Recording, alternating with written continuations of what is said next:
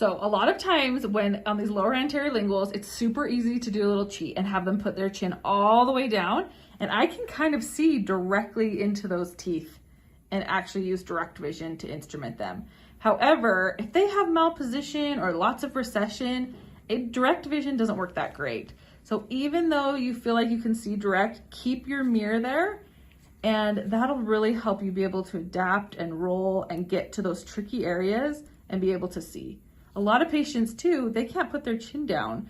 So instead of you trying to break your neck and move to the side, always have your mirror there to help see. Another thing that's super helpful when having your mirror here is it directs a lot of light in this area.